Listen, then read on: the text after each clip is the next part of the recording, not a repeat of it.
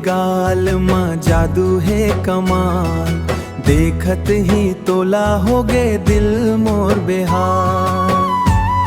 नजरिया तोर मिलते रुक जाते संसार, धीरे धीरे बढ़ गे तोर संग मोर प्यार।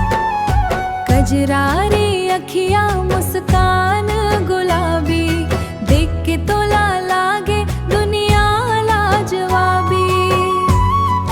पायल के छन छन दिल दे पुकार, आजा मोर संगे बन जा मोर प्यार।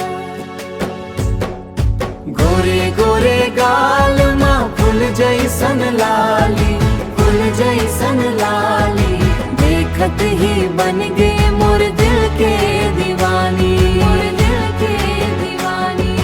हाथ महत धर के चलबो जिंदगी भर, तोर संग बिताही सपना के सफर, सपना के सफर।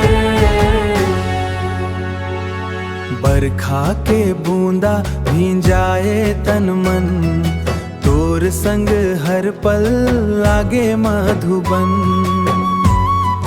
हंसी माँ सुध गे पूरा संसार, तोर नाम लिखे हम मोर दिल के द्वार।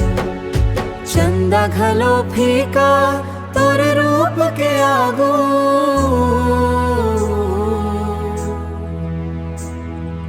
तोर बिना अब मोला नहीं सुहाए काबू। गोरे गोरे गाल माँ बस गे मोर जान, तोर संग जीना इच मोर अरमान।